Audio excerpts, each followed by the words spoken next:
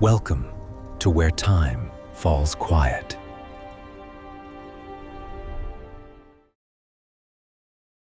History starts too late. The missing millennia.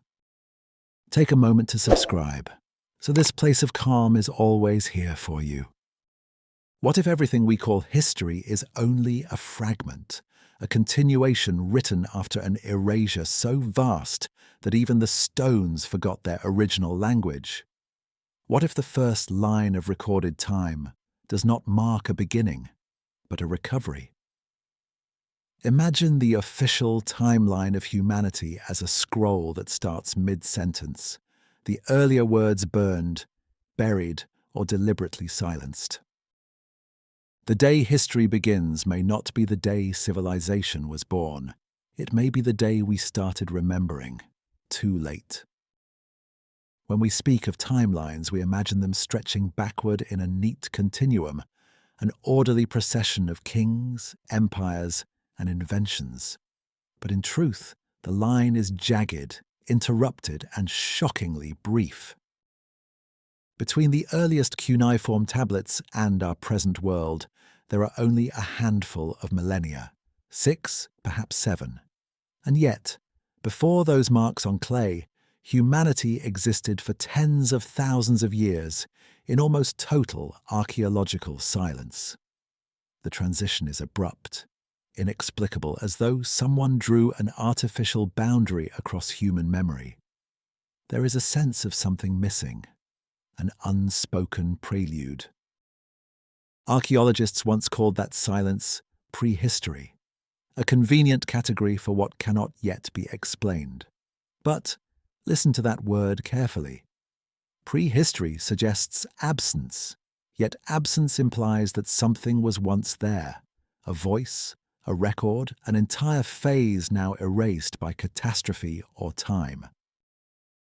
The earth holds traces of civilizations unrecorded by text, yet defined by architecture, astronomical alignments, and mathematics carved into immovable stone. This is where the silence starts to hum with suspicion. It is not an empty gap, it is a wound.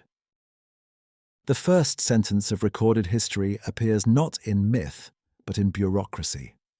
In ancient Sumer, around the city of Uruk, scribes pressed reeds into moist clay to track grain stores, temple offerings, and royal decrees. Their motives were administrative, not poetic. Yet, by recording the mundane, they inadvertently carved the edge of oblivion. Everything before those tablets, the songs, the sciences, the dynasties, became unanchored, drifting into myth. It is as though humanity's memory rebooted in the language of inventory. Imagine holding one of those tablets now, its surface cracked, but still bearing the indentations of a hand, long gone. The clay would be cool against your fingers, yet beneath it lies the residual warmth of contact, the heat of a civilization that recorded for fear of forgetting. The idea of history itself was born in anxiety, in the terror of impermanence. The first accountants were, in truth, the first archivists of loss. Their writing begins with control, but behind that control trembles panic. Memory is vanishing faster than it can be inscribed. The transition from silence to record is not smooth. A language doesn't appear suddenly in isolation. It arises from older tongues, gestures, and codes. Yet Sumerian appears fully mature, with complex grammar, technical vocabulary, and mathematical integration tied to astronomical observation. It feels inherited, not invented. The scribes did not seem to be experimenting, they were continuing something. The clay records act less as a beginning than as a resumption, like a story already in progress. In many myths there is a day when kingship descended from heaven, when order resumed after chaos. Such lines may sound poetic, yet they conceal an unnerving implication, the acknowledgement that there had been order before, now restored. The text does not describe the birth of civilization, it describes its recovery. And between those reigns of before and after lies the rupture we have come to call the flood, the deluge, or simply the forgetting. The dating of these accounts across cultures compresses the unimaginable into a single dawn. But what truly separates myth from memory? The Sumerian king list mentions reigns lasting tens of thousands of years before that flood, then abruptly normal human spans after it. Scholars call these numbers symbolic, but symbolism rarely survives without an anchor. It is almost as if the record keepers knew they were translating from an older system, one that measured time differently, perhaps astronomically, perhaps cyclically, in ages rather than lifetimes. So the clay preserved only what human comprehension could allow. The unsettling truth is that written history feels too precise, too suddenly civilized. Uruk, Eridu, and Lagash emerge without a visible experimental phase. Cities already complete, mathematics already efficient, and religion already codified in structured myth. There is no fumbling toward complexity, no half-formed prototypes of literacy. Civilization appears on stage fully dressed, as though it had rehearsed elsewhere, unseen, and is merely reperforming a forgotten script. What happened before the recording began? The geological record whispers of abrupt climate events, massive floods, collapsed ecosystems, wider extinction zones between 9,000 and 11,000 years ago. Around the same time, humanity everywhere reverts from large settlements to nomadic groups, then inexplicably reassembles into the first city-states. It resembles amnesia, followed by recollection. When the survivors looked up and saw the sun and the stars, did they remember stories of an older world, one that had already fallen? Imagine the silence of that aftermath, the forests reclaiming the cities, the monuments slowly submerged, the survivors counting days under a changed sky. From that graveyard of memory, language had to be reinvented or recovered, mathematics recalibrated, kingship reasserted. The clay tablets are not beginnings, they are traces of restoration. When we read them, we are not at the birth of civilization, but attending its funeral and its resurrection at once. Modern classifies epochs, names, sediments, dates, fossils, all in an attempt to narrate continuity. Yet even the most precise stratigraphic readings show interruptions, black bands of ash, sudden shifts in isotopic ratios, periods of inexplicable collapse. The planet seems to have its own memory lapses, its own deletions. Each layer of civilization may not rest atop another. They may be the same story told repeatedly after each erasure. The pattern of loss is geological as much as historical. To look at a timeline is to be deceived by its tidy appearance. The 1,000 years before Egypt, the few hundred before Sumer, these are not long stretches of learning, but shudders between reconstructions. It would be comforting to imagine steady progress, but the evidence tells another kind of story. One of recoveries and re-edits, of knowledge retrieved piece by fragile piece, from ruins we no longer recognize as our own. The wheel, the calendar, the plough, all these inventions may be memories resurfacing through human hands, not creations drawn from nothing. The listener might wonder, does this mean our oldest myths are true? That depends on how one defines truth. A myth preserves information in encrypted form. When myth says, the gods built the cities, it may only mean humans remembered the builders, but not the method. When it claims knowledge descended, it may describe the return of techniques once universal. In this sense, the myth is not false. It is translation from a language no longer spoken, one of stone, star, and flood. In the ruins of memory, even silence has patterns. The absence of evidence is not chaos, it is structured by what could not survive, the perishable containers of vast archives, the ephemeral fibers of ancient tools. Still, fragments leak through, obsidian lenses polished for astronomy, precise cardinal alignments etched in bedrock, the impossible precision of megaliths designed long before the nearest written word. The ancient silence was not empty, it was dense with unrecorded skill. And now imagine this. Every written language since then carries traces of that lost period in the shape of its grammar and the weight of its metaphors. Words for order, law, and measure all derive from roots meaning to restore, not to create. Even the myths of origin are grammatically built upon return. The human mind, like geology, stratifies memory, and in each layer we unconsciously repeat the act of remembering what was first forgotten.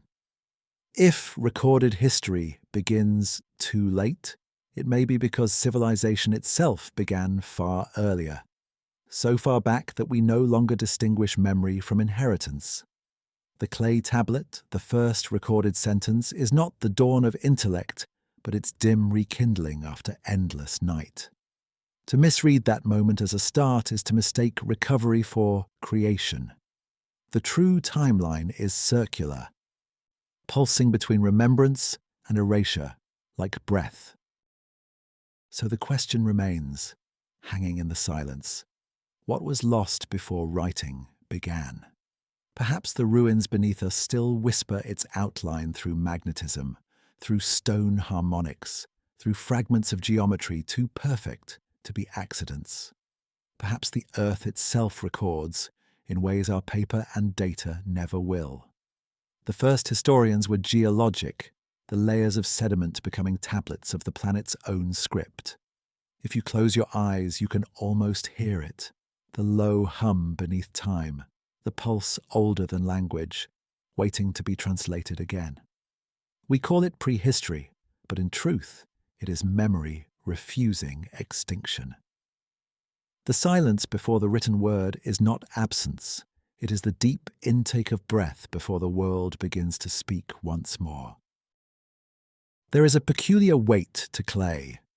When it dries, it hardens into permanence, a substance that resists time, yet carries the fingerprints of its maker. In the damp recesses of ancient Mesopotamia, that permanence became memory itself. The clay tablets of Sumer are not merely objects. They are echoes of a world that refused to die, recording what fragments of order survived after the long oblivion. The first tablets were small, barely larger than a human palm, pressed with delicate reed styluses. Their marks seem simple: grain tallies, inventories, transaction lists. But underneath those columns and wedges vibrates something monumental. Civilization by then was already methodical, already literate, already aware that it had inherited systems far older than its kings. It was as though each stroke on that clay was not innovation, but recovery. In their compact symbols, the scribes wrote the architecture of restoration. They tracked barley shipments with the same mathematical systems later used to map the heavens. They described taxation, measurement, celestial movement, and divine authority in the same breath. To them, writing was not just practical. It was sacred geometry in linguistic form, preserving cosmic order in bureaucratic script. The Sumers themselves never claimed invention, they claimed descent. Their texts mention the gods establishing kingship, cities and measuring systems in ages before palpable time. The Sumerian king list begins with a chilling declaration. Rule first descended in a time before the flood, when monarchs reigned for tens of thousands of years. After the deluge, rulership was restored from the sky. That pattern, ruin, descent, restoration, became their entire world view. On a tablet hardened 4 millennia before our era, the names of those antediluvian kings are etched in uncertain, ancient hands. Alulim, Alalangar, Enmenluana, names whose syllables strike like coded echoes. Each is followed by impossible spans of years, 43,000 in one case, 28,000 in another, and scholars insist those figures must be symbolic. Yet Sumerian numeracy was not careless. They used a sexagesimal base, multiples of 60 derived from astronomical cycles, not mythic exaggeration. A reign multiplied by cycles may trace celestial time, not mortal duration. Imagine a civilization capable of mapping the rhythmic beat of the heavens, measuring lunar months with precision still admired today. Their units of angular measure, inherited into our modern degrees, originate in those same clay records. Yet none of their preceding developmental stages have been found. There are no crude proto-tablets, no transitional symbols, no childish drafts of literacy. Writing appears whole and bureaucratic the moment we encounter it, an archive born mature. Each stroke standardized, each symbol quantified, a consistency that implies prior codification. It is as if the scribes were following an instruction they did not create, but merely transmitted. Their lists and ledgers form the visible skeleton of an unseen curriculum. Those first towering cities, Eridu, Kish, and Uruk, already existed along defined axes, their temples aligned with exact astronomical points. Nothing about Sumer feels like trial and error. It feels like quiet reconstruction. Consider the psychological undertow of that civilization. Why would a people so recently emerged from prehistory be obsessed with measurement, inheritance, and continuity? Their entire spiritual system revolved around remembrance. The temple was not only the center of worship, it was the archive of survival. Each offering recorded, each weight verified, each lineage traced. Order became an act of defiance against oblivion. When we divide history into epochs, we tend to separate them as unique rises. But Sumer stands like an echo of something prior, a civilization conscious of living in the aftermath of something older. The clay tablets were the technology of their trauma. Every pressed sign whispered, "Remember what was lost." Their bureaucratic tone hides a cosmic message. Existence itself must be accounted for, lest it disappear again under flood or fire. The Sumerian king list does something physical with memory. It compresses the mythic into the measurable. By placing divine and mortal rulers in a seamless succession, it refuses the break between history and legend. It implies continuity rather than invention. Even the flood becomes not judgment, but transition, a sedimentary layer between eras of administration. The list is not genealogy, it is stratigraphy rendered in inkless clay. When archaeologists discovered these tablets, many expected primitive beginnings. What they found were complex administrative records that employed arithmetic, geometry, and abstract planning. Warehouse data contained the same mathematical elegance as astronomical calculations. The tablets' forms echo both efficiency and reverence, a people reorganizing the cosmos through counting. What begins as commerce ends as theology. Even today, to read a line from those tablets is to feel an uncanny weight beneath the text, a suspicion that the scribes were preserving something beyond their own reach.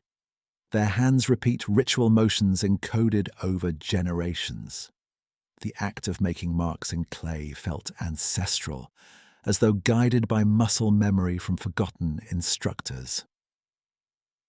History itself was written as repetition, a restoration of a pattern glimpsed in dream.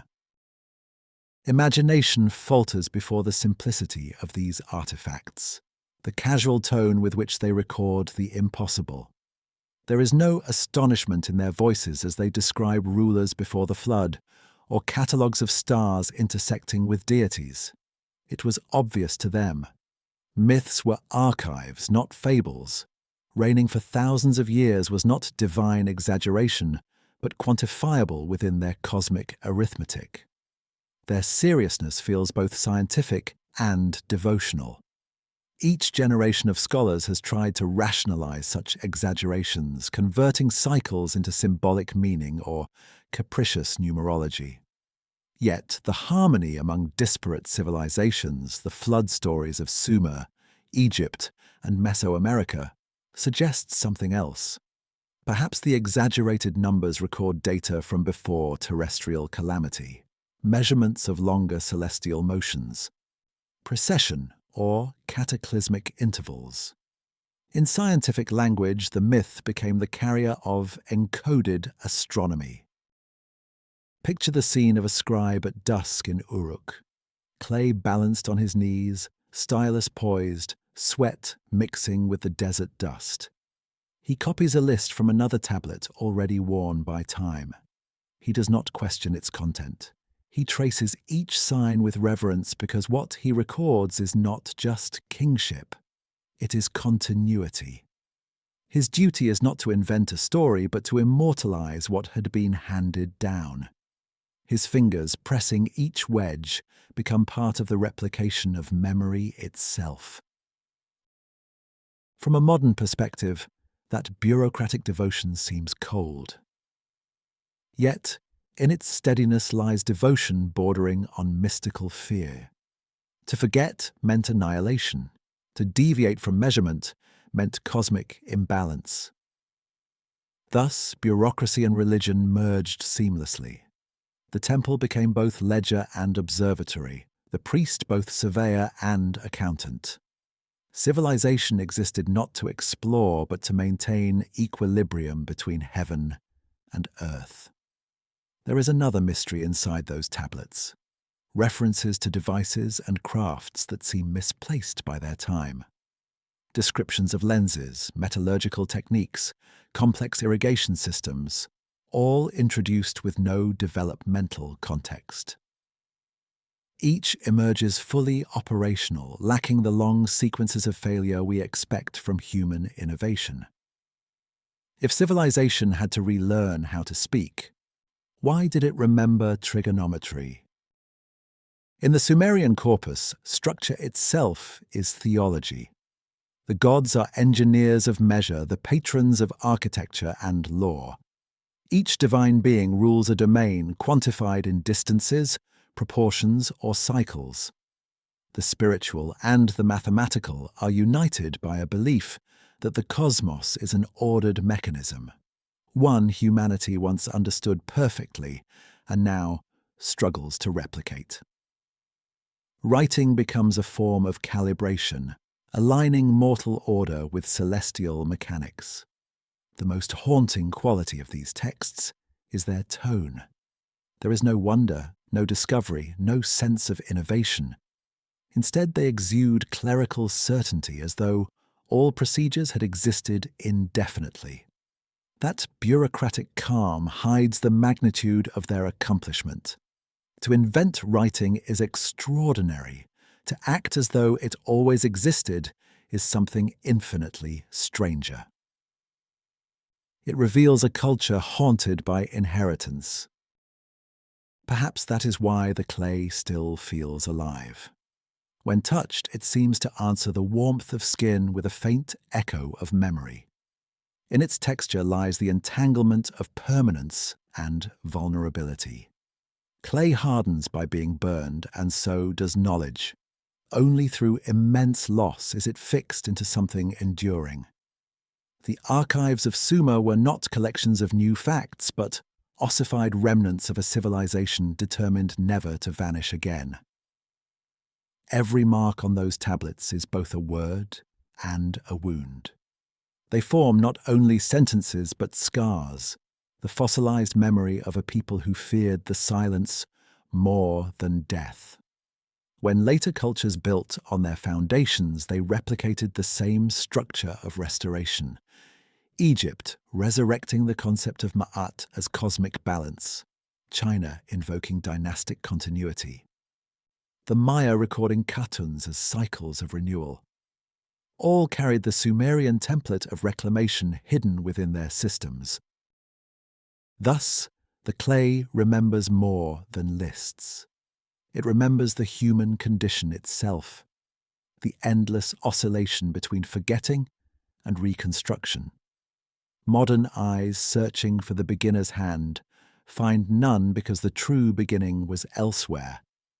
Perhaps long before writing, perhaps long before humanity recognized itself as heir to loss. The tablets speak softly, but their message is universal. Civilization is not invented, it is remembered. When you read those wedge-shaped impressions, you are participating in an act of resurrection. You are retracing the nerve endings of a memory that once guided builders, astronomers, and priests alike. Every preserved line extends a bridge across millennia, restoring coherence to the interrupted sentence of humanity.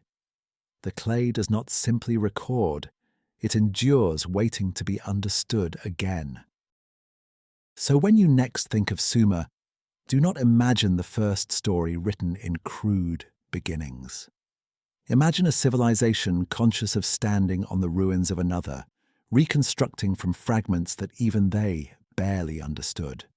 Their clay was never blank. It was already heavy with the memory of 1,000 forgotten ages. To press words into it was to awaken the oldest archive of all, the earth itself. Water remembers.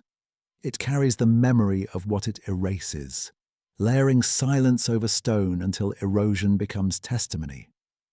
For centuries, the story of a flood remained imprisoned within myth, dismissed as metaphor by scholars seeking order in the chaos of ancient texts. But beneath the poetry of inundation lies a physical truth, recorded not in legend, but in sediment, the kind of evidence that does not exaggerate. The earliest civilizations speak of a moment when the world drowned. Sumerians, Akkadians, Egyptians, Hindus, Greeks, and even the pre-Columbian peoples of the Americas preserve memories of a deluge that marked both an end and a beginning. Across their stories, the pattern repeats: survival through selection, rebuilding after silence, knowledge preserved in fragments. These are not coincidences of imagination, they are aligned memories of catastrophe. In the flood layers of Mesopotamia, stratigraphers found fine silt compacted between older and younger cultural debris, an unmistakable signature of a vast, sudden inundation. The clay told a story more reliable than any scribe. Radiocarbon dating traced it to the same epoch that geological cores elsewhere mark as abrupt hydrological upheaval. The flood was not fiction. It was an event so immense that time itself fractured around it. Imagine the plains of the Tigris and Euphrates as they lay under kilometers of turbulent water. The archaeological record shows a discontinuity. Beneath it, one culture, above it another, different yet strangely continuous in its symbols. Temples rebuilt on the same foundations, rituals repeated but reworded, laws reinstated as if recited from memory. What emerges from the flood is not invention, but reconstruction. The memory of drowning lingers in mathematically coded records.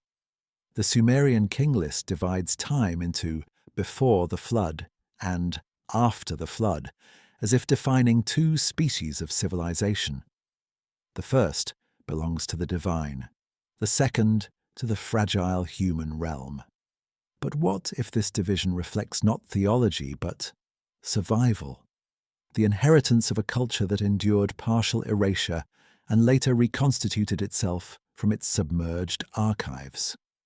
Even the Bible, the Epic of Gilgamesh, and forgotten Akkadian tablets recite the same refrain. Warning, deluge, preservation. A boat, a vault, an ark, words that point less toward salvation and more toward archiving. It is possible the flood narrative encodes not moral allegory, but a literal transfer of information. Data, calendars, geometry, star maps sealed away and reintroduced when the waters withdrew. The ark was not only rescue, it was storage. The tone of these ancient accounts is chillingly factual. They list measurements, durations, and directions of wind. The flood lasts specific days, rises specific cubits, settles on named mountains, whose remains later show aquatic fossils at improbable altitudes. Such alignment between text and topography makes skepticism tremble. To those who recorded it, the deluge was not metaphor. It was stratigraphy. Yet the mystery deepens. The flood appears synchronized with global markers. Ice core samples from Greenland and Antarctic strata reveal a sharp spike in meltwater and mineral content roughly 11,000 years ago, matching marine transgression along continental shelves worldwide. Legends of water covering the sun, of days without dawn, may describe climatic chaos following abrupt glacial collapse. The myth encodes data. The poets were geologists by inheritance. Consider the paradox of survival. Civilizations vanish, yet memory persists. Those who rebuilt Sumer or Egypt must have remembered dimly, cities swallowed and stars misplaced. They began measuring everything, height of temples, length of rains, ratios of time, as though by quantifying they could tether reality against recurrence. The obsession with precision in early dynastic periods is not curiosity but trauma crystallized into arithmetic. The archaeological soil itself seems to mourn. Beneath later ziggurats lie ruined foundations washed smooth, clay bricks hollowed by ancient torrents yet later reused. The continuity of worship from Eridu to Ur was less evolution than rehabilitation, a desperate act to make the world stable again. When the floodwaters receded, the scribes emerged not exultant, but meticulous. They would never trust again. For a voice in that epoch, the flood was apocalypse remembered in bureaucracy. Cities kept lists of supplies for emergencies. Temples stored cattle tallies beyond practical need. Rulers built granaries monumental in size, perhaps mindful of a world already lost once to hunger and chaos. The collective memory of drowning turned into architecture. Each city became a metaphorical ark, walls and walls of clay, guarding against dissolution. If the flood ended an age, what preceded it must have been immense. Some ruins half buried beneath later cities show erosion that implies rainfall patterns alien to their climate. The Great Sphinx of Giza, for example, bears water weathering inconsistent with the desert environment of post-deluge Egypt. Such evidence hints at a landscape transformed twice, once built in abundance, once abandoned under deluge. The erosion was not aesthetic, it was testimony. Across continents, cultures spoke of teachers who emerged from the waters, Oans from the sea, Viracocha from the lake, Quetzalcoatl sailing on foam. Benevolent figures bearing knowledge of navigation, agriculture, and law. Even stripped of mythic language, these stories describe migrants of memory, survivors of catastrophe carrying fragments of instruction to civilizations restarting from zero. Their arrival marked the true beginning of recorded order. Perhaps that is why the narratives of divine descent and flood survival intertwine. The gods who bring order are always post-diluvian. They appear after the noise, after cleansing, after recalibration. Humanity meets them not as creators but as restorers. They reconstruct the instruments of measure and the calendars of heaven. In their myths lies quiet confession. What was lost once must be rebuilt again. The flood also reset time itself. Calendars later formalized as lunar-solar cycles likely emerged to reorder celestial patterns disrupted by catastrophe. The precession of the equinoxes, a slow wobble of the Earth's axis, changes the sky subtly over long ages. Ancient astronomers may have counted an entire precessional cycle as an age, recognizing that after the waters, the constellations no longer matched the ancestral maps. Myth translated astronomy into theology. Clay and water, these are the twin mediums of memory. The clay preserves, the water erases. The struggle between them defines civilization. Where the flood destroyed, clay recorded. Where water carried away histories, scribes used it to mold tablets. Creation and destruction fused into the same element. The flood was not enemy to civilization, but its origin story, the boundary and the catalyst at once. You can almost feel the fear driving their precision, the urgency behind their calm records. A civilization that has survived drowning counts differently. It trusts nothing to permanence, not even stone. Every monument becomes both prayer and insurance. Every ziggurat a plea against the return of the tide. The geometry of their city plans, symmetrical, elevated, obsessively aligned, echoes the shape of preservation. The design of flotation made permanent in brick.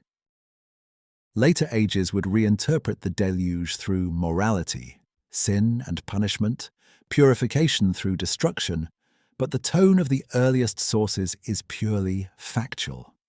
They write not of guilt, but of sequence. Before the flood, kings reigned longer. After, lifespans shorten. The change in duration is physical, as if atmospheric or genetic shifts reshaped biology. The flood did not end mankind, it changed its conditions of existence.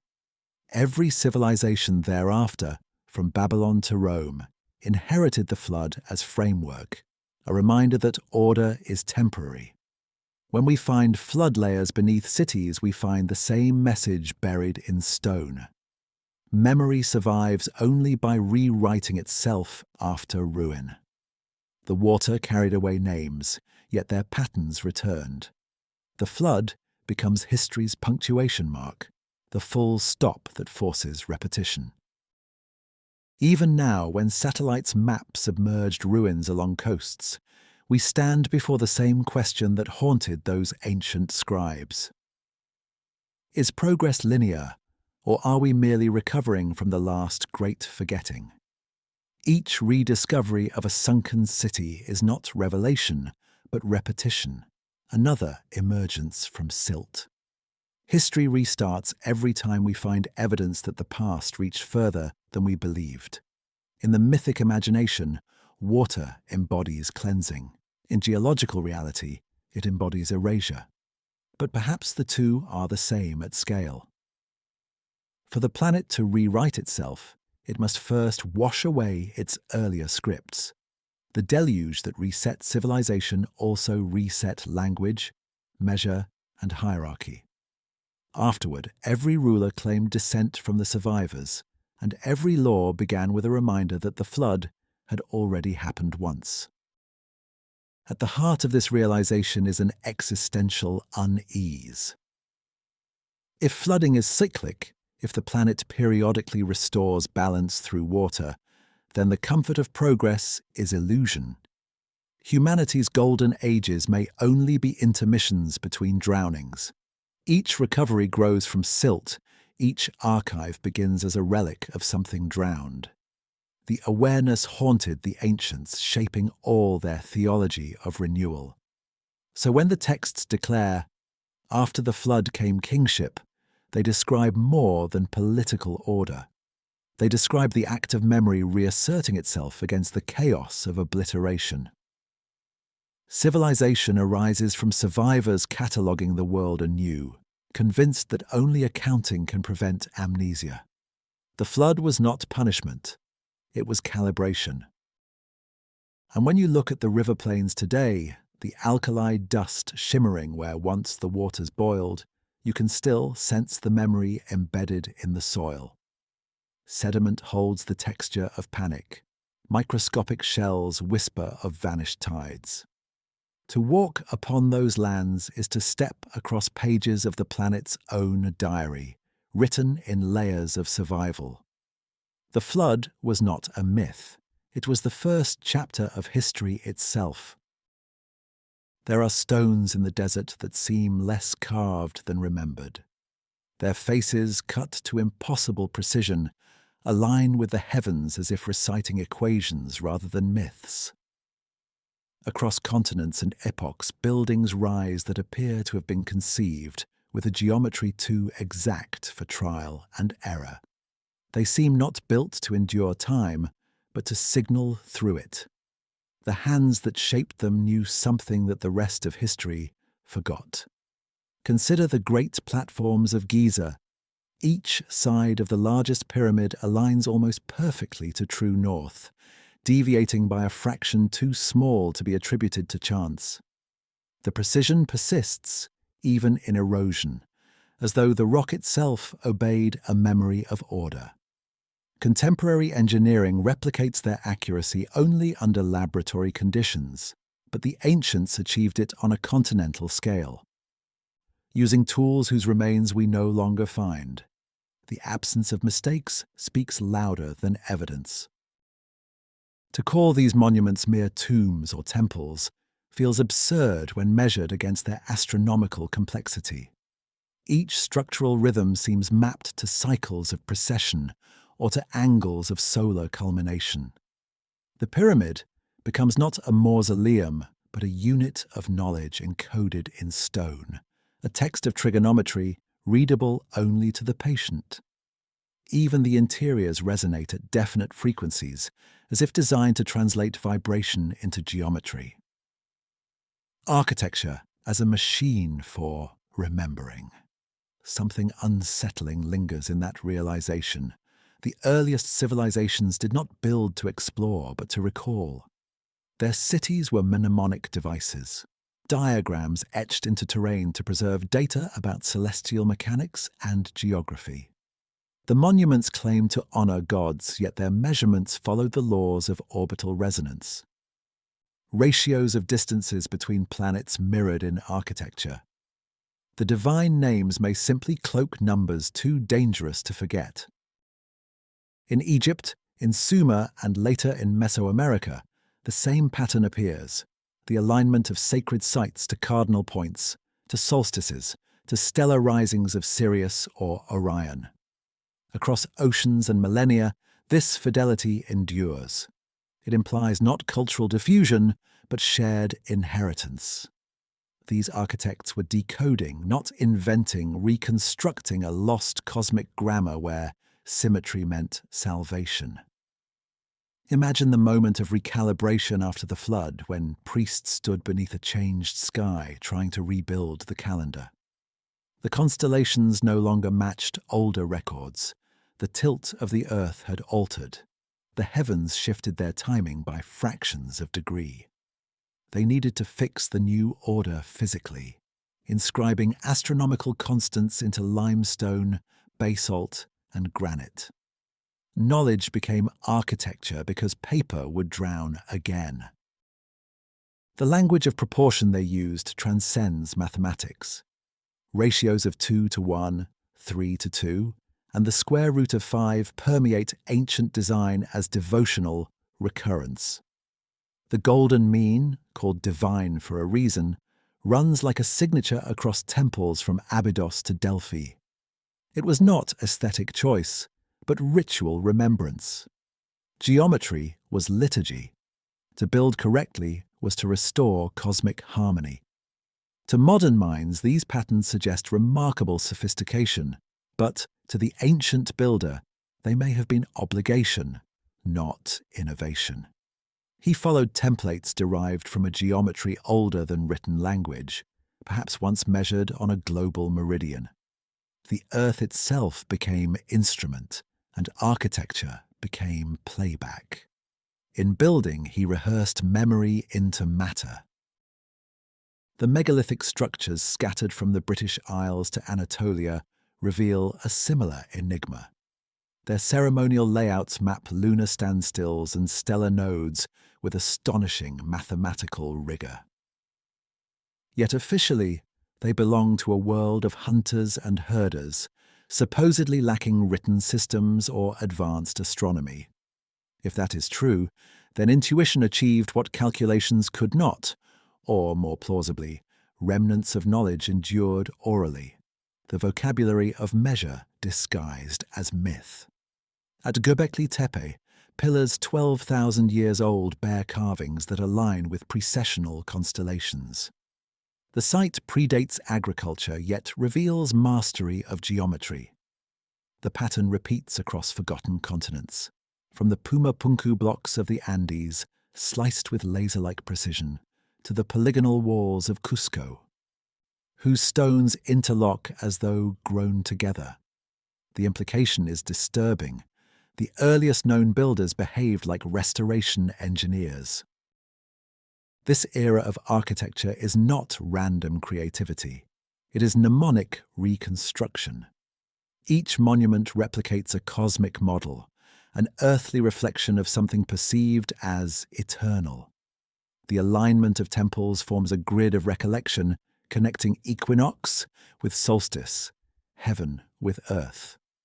The purpose was not power but preservation, of ratios, of rhythm, of remembrance. The ancients built knowing the fragility of memory. If the Sumerians recorded with clay, these builders recorded with gravity. Mass substituted for text, shape encoded message. A pyramid, with its identical side lengths and perfect ratios, is effectively an equation as structure, its stones arranged to express constants. The entire edifice functions as a geometric sentence, the syntax of weight and silence. When the voice of language fell away, the stones continued speaking. Modern engineers analyze such precision through the lens of mechanical ingenuity, copper chisels, levers, ramps. Yet even if reachable by known methods, the sheer uniformity of scale implies planning at a level of abstraction breathtaking for its time. They operated with survey knowledge near modern geodesy, calibrating angles to the curvature of the Earth itself. It is difficult not to sense an inherited template, a remembered design transmitted through unknown centuries. Their mythology supports this suspicion. The builders never claim authorship. Egyptian texts ascribe the design of the pyramids to divine architects. Sumerians attribute their temples to instructions from the gods, and the Greeks revered a lineage of master builders taught by celestial powers. Everywhere the narrative remains consistent. Human hands built, but the inspiration descended. Once again, restoration, not invention. Even sound participates in the enigma. The chambers of large monuments resonate precisely at frequencies harmonically related to the Earth's fundamental vibrations.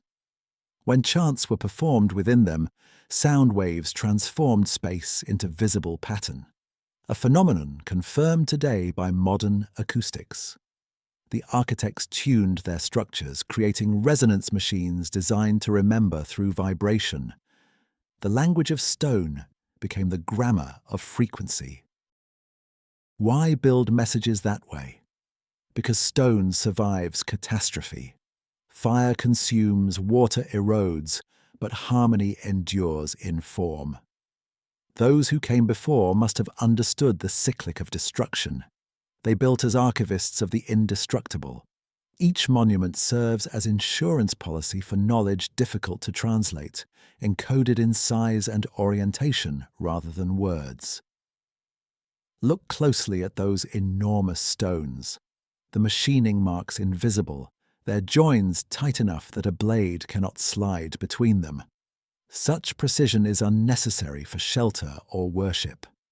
It points instead to symbolic function, the monument as proof that perfection was still attainable after the flood. The builders sought to restore equilibrium with the cosmos through exactitude, replicating divine ratio to re-anchor human order. The deeper one studies the geometry, the more it begins to behave like memory itself. Recursive, redundant, layered in contrast and repetition. Temples contain smaller versions within them. Corridors echo outer angles. Altars mimic celestial coordinates. Like nested memories, each level reasserts the principle of resonance. Architecture was their version of the hard drive, designed to reboot civilization after every erasure. Cultural historians prefer to label this engineering brilliance as coincidence. Yet coincidences repeated globally lose randomness. From the step pyramids of Mesoamerica to the ziggurats of Mesopotamia, every angle whispers of continuity. Civilizations separated by ocean and time converge on the same mathematical ideals. Either the cosmos instructs us unconsciously, or we remember together what was once universally known. The concept of measure, ancestor of both geometry and morality, emerges from this architecture. To measure was to act in accordance with cosmic law. It bound gods, kings, and stars into one vocabulary. Thus, every temple doubled as observatory, every observatory as shrine. Humanity rebuilt its intellect through stone, reaffirming alignment as the highest virtue. To build was to remember righteousness. There is melancholy in those frozen symmetries, as if their builders foresaw our forgetfulness. The monuments do not brag, they mourn.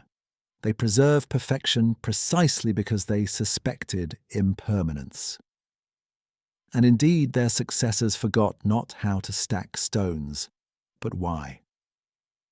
The formulas survived, the meaning evaporated. If you stand before one of these ancient walls, the sensation is more mathematical than spiritual. You feel measured. Your breath fits into the rhythm of its blocks. Every echo seems to mark proportion. Every shadow divides length by angle. It is humbling. Architecture turns from object into mirror. The stones are not teaching, they are reminding. Seen this way, history linearizes what was originally cyclical. Technological rediscovery becomes reinterpretation of ancient constants hidden in structure. Our modern architecture, mirrors, steel, glass, is the opposite, light without memory. But the old builders encoded permanence in density, gravity, and equilibrium. They left us formulas disguised as sanctuaries. Perhaps their greatest insight lay not in geometry but in humility. To align a monument with a star is to admit fragility. To map heaven onto earth is to acknowledge dependence on cosmic stability. The ancients built not from pride but from reverence for pattern, the silent admission that the universe, not humanity, defines perfection. We are custodians of proportion, not its inventors. Thus, each block, each pillar, each coordinate on the ancient maps attests to the same thesis that threads through all civilizations. Creation is remembrance. The architects of forgotten precision were not engineers building the future, but archivists restoring the past. And in every measured edge, every symmetrical horizon line, they left a quiet promise inscribed in stone, that knowledge can die, but form remembers. Numbers have always carried more than quantity. They are echoes of patterns, reflections of cosmic rhythm translated into human language. When early civilizations began counting, they were not inventing abstraction, they were rediscovering it. Every number carved into stone or inscribed in clay feels less like calculation and more like invocation, as if mathematics itself were the voice of something older calling through the silence. The Sumerians inherited numbers as others might inherit monuments. Their system of 60 was not arbitrary, though modern minds find its base confounding. 60 divides into more factors than 10: halves, thirds, quarters, twelfths, and more. It was the number of balance, symmetry, and division in perfect harmony. To base one's mathematics on 60 was to encode order into society, the measure of heaven transposed to earth. Why 60? Because the sky speaks in intervals of it. There are roughly 360 degrees in a circle, an echo of a year's days, of orbital duration, of precession itself. The mathematics of Sumer, continued by Babylon and later adopted by Greece, traces back to an awareness that time and motion are governed by divisible constants. These early astronomers were not discovering, they were remembering. Their arithmetic was archaeology. On ancient tablets, the same numerical patterns recur. The cycle of 3,600, the Sar marking celestial periods, the ratio of 2 to 3, defining harmony and architecture, the triple system of 10 and 6 and its multiples. These numbers appear wherever reconstruction follows destruction. To structure reality numerically is to resist chaos, fixing the mutable world through proportion. Even their myths whisper mathematical recurrence disguised as theology. The flood, in their calculation, lasted precisely multiples of 60. The days of night and dawn were counted in sexagesimal patterns that mirrored planetary orbits. After the waters, they measured everything: days, rains, grains. To re-establish control over time was a sacred act, and number its tool. Each equation was an exorcism of oblivion, the codification of survival. Consider the artifact known as Plimpton 322, a clay tablet filled with triples that express perfect right-angle relationships. These are not random. They are trigonometric tables written more than a millennium before Pythagoras. The scribe was not guessing. He was continuing a lineage of applied geometry used to plan temples and canals. The code of numbers existed not for philosophy but to restore exactness, to reconcile heaven's measures with earth's irregularities. Within this matrix of numerals lies something more profound: emotional continuity. The ancient mind believed that the universe is numerical at its core. To know numbers was to speak creation's dialect. To miscount was to disrupt equilibrium. Thus, calculation became an act of devotion. Each fraction, each ratio, signified alignment between mortal existence and cosmic pattern. The sixfold division of the circle became the architecture of space itself, repeated in the steps of ziggurats, in the orientation of sanctuaries, in the partitioning of cities. Even musical instruments followed these intervals, suggesting that harmony and sound reflected the same law governing planetary motion. Such coherence implies design by recollection, a blueprint transmitted through myth disguised as faith. From Sumer, the code spread like a ghost through cultures. Egypt calculated with base 12s and 60s to construct pyramids that monumentalized stability. The Indus Valley used proportional grids matching lunar cycles. Far to the west, Mesoamerican calendars divided the cosmos into repeating counts, reminiscent of the same sexagesimal rhythm, though expressed in different numbers. There was a shared pulse, an underlying arithmetic heartbeat across civilizations separated by oceans. Modern historians call this convergence coincidence, but coincidence repeated through centuries loses meaning. The numerical code behaves like genetic memory. Each culture, in isolation, manifests the same obsession with cyclic totals: 360, 2000, 160, 20,000. the same factors within the circle of the heavens. It is as if memory outlived catastrophe, moving silently from one rebuilding to another. Imagine the day the Sumerian scribe first wrote his columns of numbers, carefully aligned, precise in ratio. He was not experimenting, he was preserving. When one writes to preserve, one follows patterns already verified by ancestors unseen. His stylus pressed not theoretical curiosities but instructions retraced, the mathematics of continuity. Every zero, every ratio was a promise that the cosmos still held meaning. Zero itself was a philosophical echo of the void after the flood, the symbol of nothingness, given shape, the pause between cycles. It represented silence quantified, an acknowledgement that vacancy, too, has law. To invent zero was to confront loss rationally, to encode death within arithmetic itself. It made mathematics a theology of resurrection, every cycle born again from absence. In the archives of Babylon, numerical tables expanded into vast compendiums predicting celestial events for hundreds of years ahead. Astronomers charted eclipses using trigonometric approximations that implied long-term observation. They measured time not as linear sequence but as recurrence, embedding cyclical rebirth into their calculations. Numbers were the shadows of cosmic breathing. Geometry joined the ritual soon after. Triangles, squares, and pentagons symbolized cosmic hierarchies mirrored by the planets. Construction followed these diagrams like incantations. The square represented Earth, the triangle heaven descending into form, the circle eternity.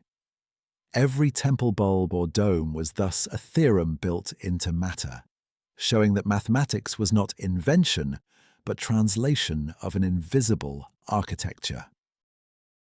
There is an emotional severity to this precision. The ancient mathematician was not a detached scholar. He was both priest and therapist of the cosmos, interpreting its silences. When a cycle failed to repeat exactly, anxiety spread, signaling divine imbalance. Recalibration rituals ensued, new measurements, renewed reverence. The rhythm of numbers dictated the rhythm of fear and reassurance alike. Across history, this fidelity persisted. The Greeks would later refine ratios into philosophy, translating ancient harmony into abstract form through geometry and reason. Pythagorean schools rephrased Sumerian proportion into noble simplicity, but their foundation was already buried in clay, somewhere east of the Tigris. The ghost of the sexagesimal grid continued to haunt Western long after its meaning dimmed. If architecture was the body of remembrance, mathematics was its soul. It moved invisibly between generations, its constant surviving dynasties and languages. The fraction 2/3, repeated endlessly in early tablets, symbolizes equilibrium found between surplus and deficit, abundance and loss. It is a moral equation disguised as accounting. Numbers coded not only commerce but conscience.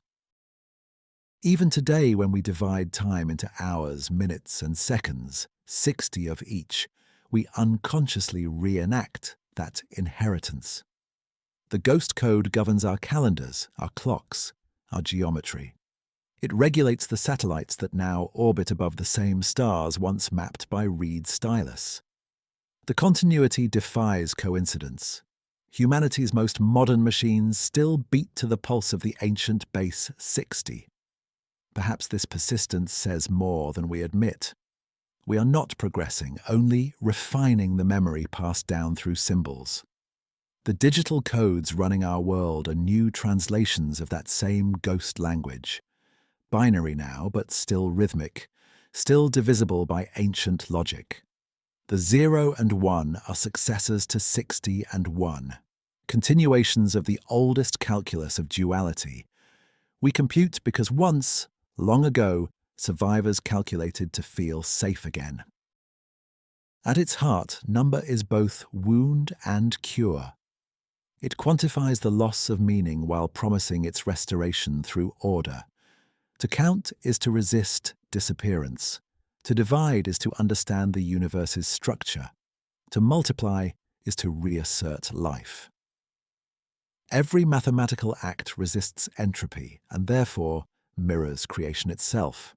When the ancients spoke of gods dwelling in the numbers, they described truth in metaphor. For in numbers, we find precise recurrence, the return of stability after chaos. Even stripped of religion, mathematics remains act of faith in continuity. It restores sequence to disorder. The ghost code is therefore not spectral, but structural, the pulse through which civilization keeps time with memory. The question that lingers is whether that code originated with humanity at all. Could it be the pattern of space-time itself, glimpsed and recorded long before writing, remembered subconsciously through construction and ritual? If so, the Sumerians did not invent their numbers. They tuned into them, harmonizing the human mind with pre-existing universal rhythm. Counting became communion. Look around your world now, the grids of cities, the curves of architecture, the fractions in every design. The old arithmetic has survived every flood of knowledge. Geometry climbs skyscrapers as easily as it measured pyramids. Even our concept of symmetry remains bound to the same frequency of cosmic order. The ghost code hums beneath glass and steel, patient, indifferent, eternal. When all language fails, when histories collapse again into silence, perhaps only numbers will remain. Unmoved by destruction, immune to erosion, they will continue their sequence whether or not there are minds left to interpret them. 0 will hold void, 1 will create measure, and 60 will wait in the dust, the code of the ancestors whispering that everything forgotten is destined one day to be counted once more. There are moments in history when time itself seems to fracture. The flood was one such moment, a shattering so complete that even chronology had to be rebuilt from its debris. After the waters withdrew, survivors did not merely reconstruct walls and crops. They reconstructed time. The sky had changed. The stars no longer occupied the coordinates of old gods. The calendar, once steady, had stopped working. In the silence that followed, the world required new synchronization. Astronomers, priests, mathematicians, historians looked upward and realized they were strangers in a reconfigured cosmos. The constellations had drifted by slight but devastating degrees. The moon's rhythm faltered against old reckonings. Days grew longer or shorter. Seasons disobeyed tradition.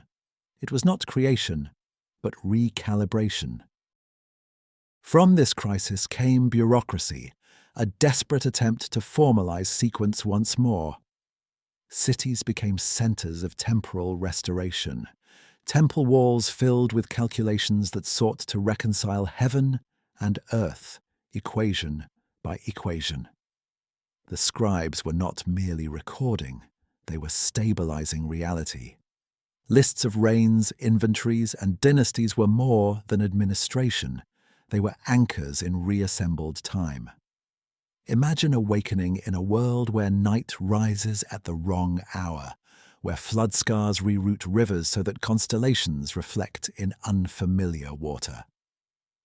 Civilizations faced precisely this. The need for certainty forged the earliest calendar systems, all beginning at the same paradoxical juncture. Not at origin, but at restoration. Time begins, again and again at the site of aftermath. The moment of 0 is always post-catastrophic. The Sumerian king list was one such attempt at order. It did not merely name rulers, it chained them into a sequence, defending memory against chaos. Its division, before and after the flood, marks the axis of history's reset. The bureaucratic tone conceals spiritual desperation. They wrote to stop time from sliding back into formlessness. Elsewhere, Egypt followed suit. Its first dynasties began their numbering amid memories of inundation, establishing the concept of ordered kingship as equivalent to the restoration of time. The pharaoh was not ruler, but regulator, his reign symbolizing cosmic rhythm made visible. Through ritual, he reactivated stalled chronology, ensuring sunrise after sunrise would proceed correctly. The measure of his rule was not conquest, it was continuity. Calendars became the true monuments of human civilization. Clay tablets, stelae, and temples worked as embodiments of temporal law.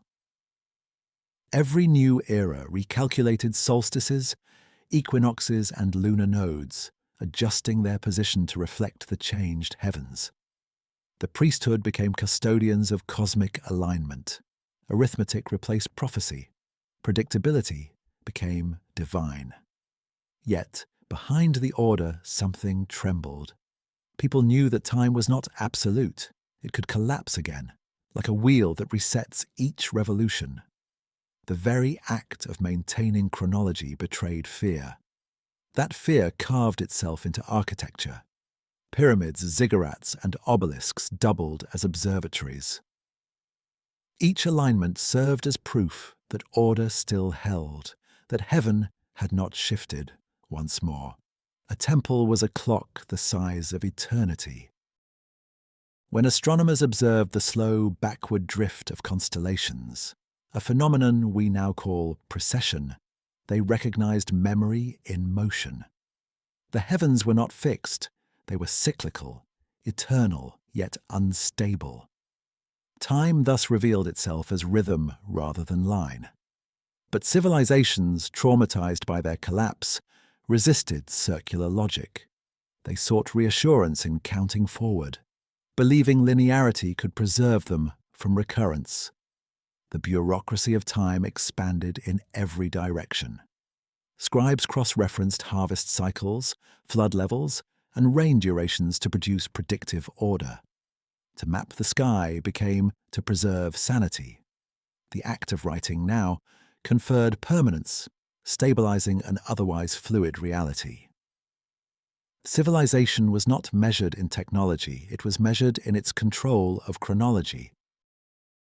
To think of time as property, owned, managed, recorded, is an inheritance of that age. The archivists understood that if they could catalogue years, they could prevent their own disappearance. Thus, they invented regnal dating, genealogical lists, festival calendars.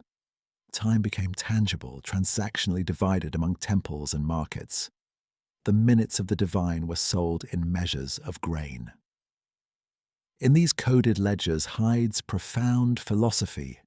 By writing, they made the intangible visible. The written record transformed memory into artifact, creating an unnatural continuity that defied resets. Each era after the flood inherited the previous one's arithmetic as sacred doctrine. Miscounting ceased to be an error. It became sacrilege. The gods spoke through precision. Consider, for a moment, the emotional weight of this.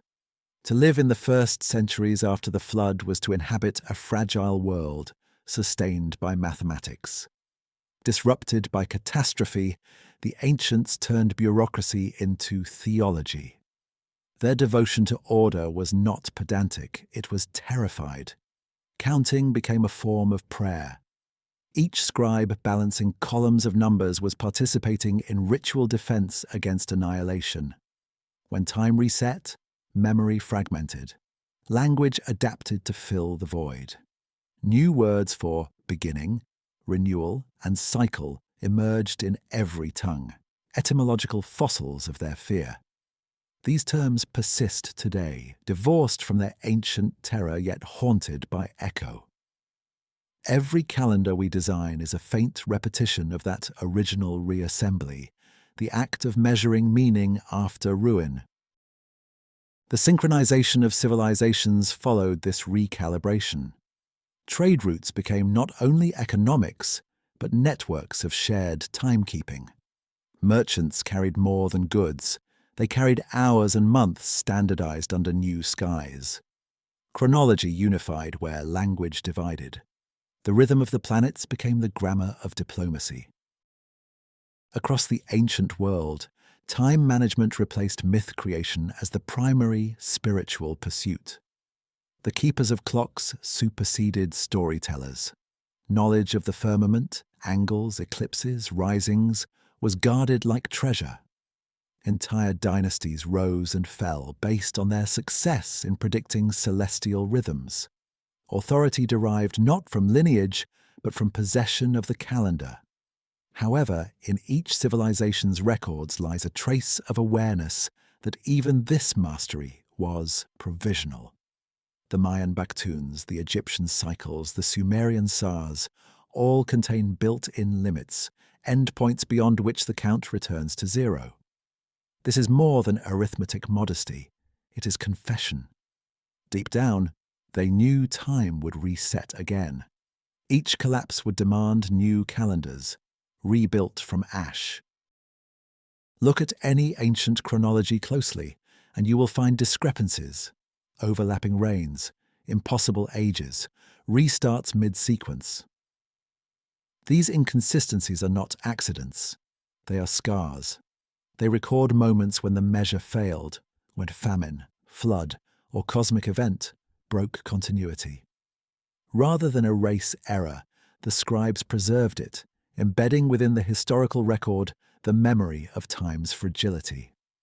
In this way, chronology became a palimpsest, each civilization layering its recovery over the former's collapse.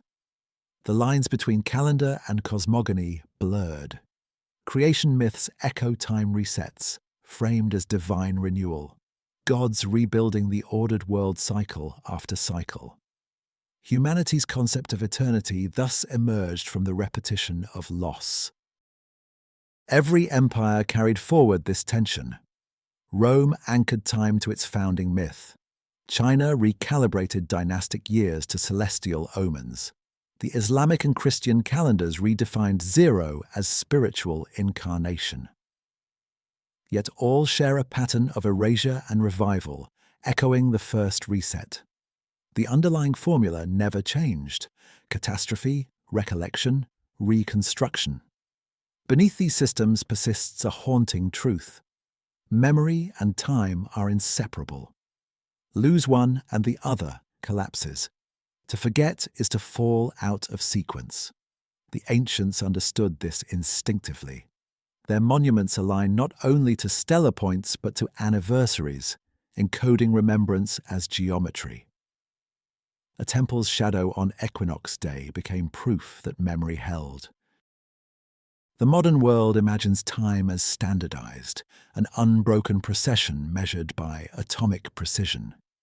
Yet this illusion depends on inherited fragments of those primeval recalibrations. Our leap years, our solstices, our clocks ticking in increments of 60, all belong to the survivor's ancient grammar. Every precise second we measure is a ritual reenactment of restoration. Perhaps time never truly reset. Perhaps it only appeared to, when consciousness reawakened in scattered survivors. But the emotion behind the act was real. The panic of finding the heavens unfamiliar. The way to control that terror was through counting. The invention of history itself was humanity's therapy session after collapse. To write is to deny that the past can vanish entirely. So the world learned to negotiate with impermanence. Civilization became an extended argument with time, an insistence on continuity despite cosmic indifference. We mapped hours onto stone, translated sky into symbols, built dynasties as if they could never drown again. But beneath the precision, the pulse of fear persists. each calendar page still carries a faint watermark of flood. When time resets, what truly changes is perception. Chronology, like architecture or mathematics, is a preservation instinct disguised as logic. We rehearse order to soothe memory. The ancients built calendars. We build networks and archives. The impulse remains identical, to fix moment against the stream, to mark permanence on the shifting floodplain of reality. And so every clock ticks with the echo of rivers that once overran the world. Every digital calendar is the descendant of clay tablets that conquered the void. We count not because we seek progress, but because we fear recurrence.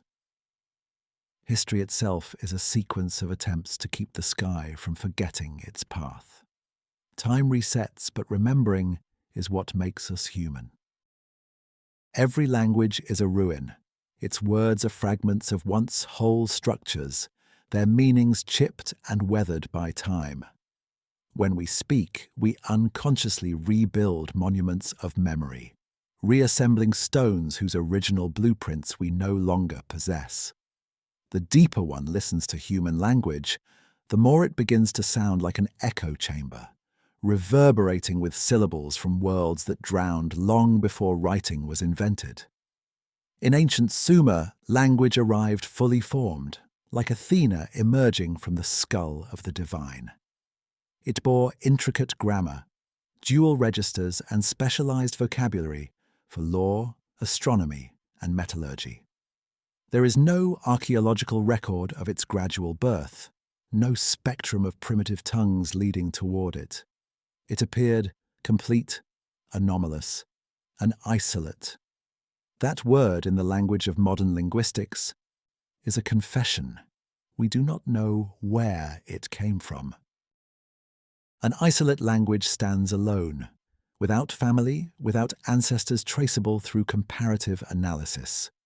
Most tongues belong to trees, Indo-European, Semitic, Uralic, but Sumerian, like Basque, fits nowhere. It is grammar without genealogy. The implication is remarkable. If culture evolves gradually, how can something so complex appear out of nothing? Unless, of course, it didn't appear at all, unless it survived. Imagine language as sediment. Each era deposits its layer, words for tools, crops, gods, compressing older dialects beneath newer syntax. When catastrophe erases the surface, those buried strata occasionally resurface. The lexicon of myth and ritual, the odd archaic morphology hidden in lullabies or chants, these are fossils of forgotten speech. The first scribes were not inventing new words, they were excavating old ones.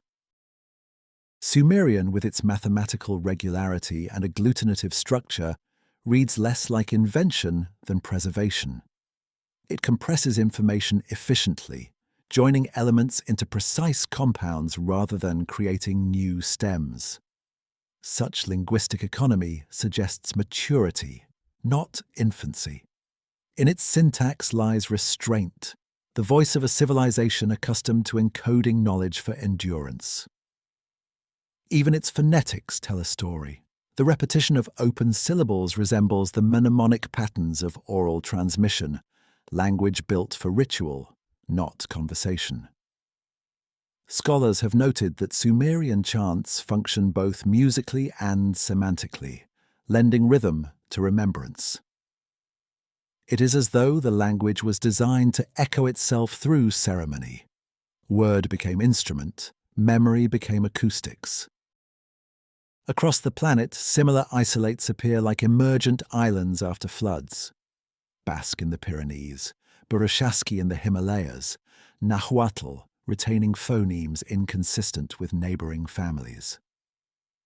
Each appears to be the surviving limb of a vast linguistic body long submerged.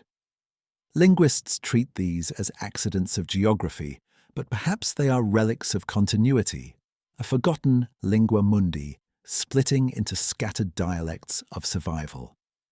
In each of them, one finds traces of peculiar harmony between sound and meaning, as if phonetics once obeyed cosmological law.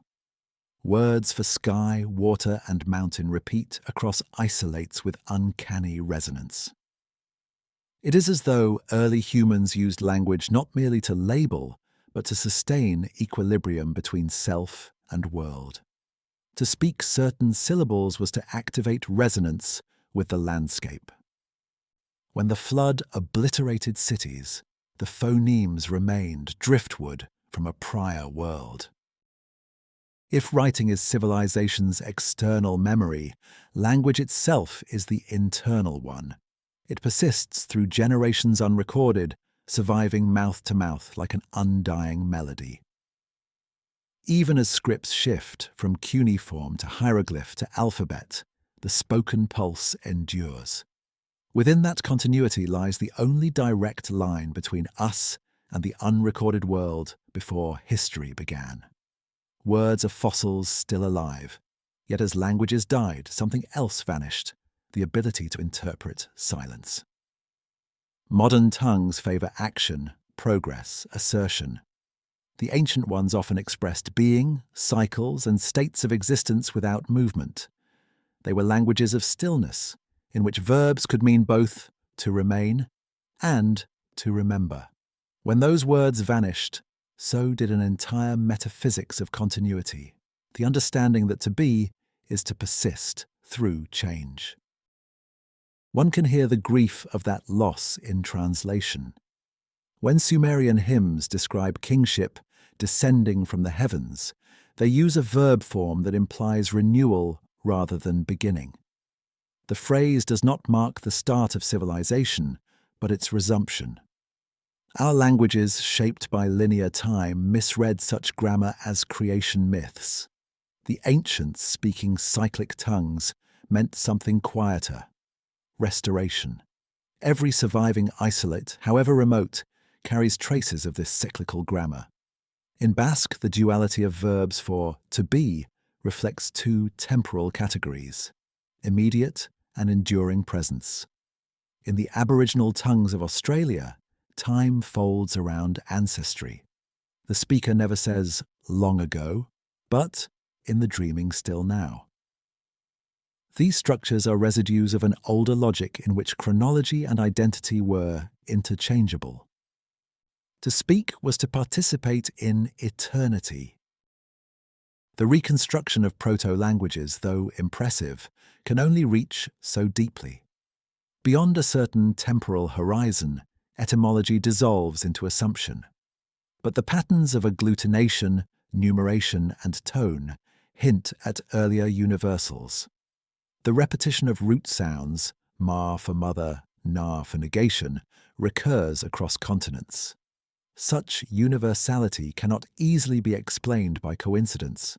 It smells of shared ancestry, of a linguistic genome older than national memory. Imagine a time before writing, before separation of tribes and continents, when words carried intrinsic frequency, tuned to the resonance of breath and heartbeat. Language would have been both sound and signal, a fusion of emotion and empirical mapping.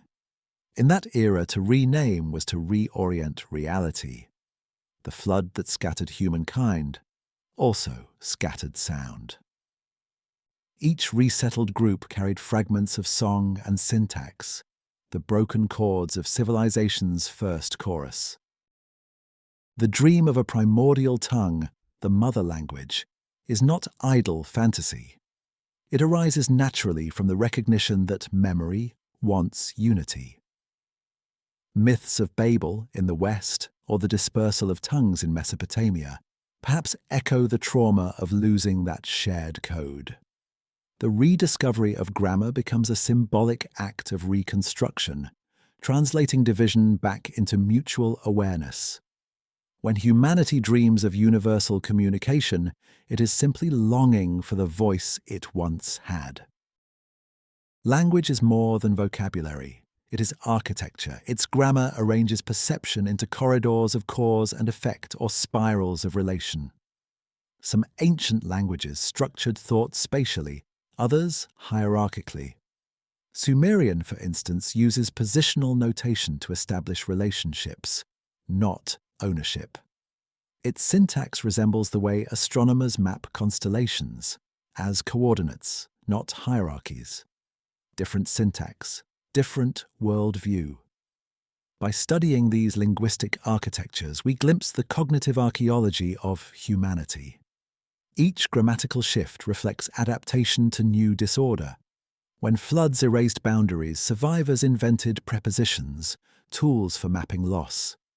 When memories faded, they created tense markers to separate now and then.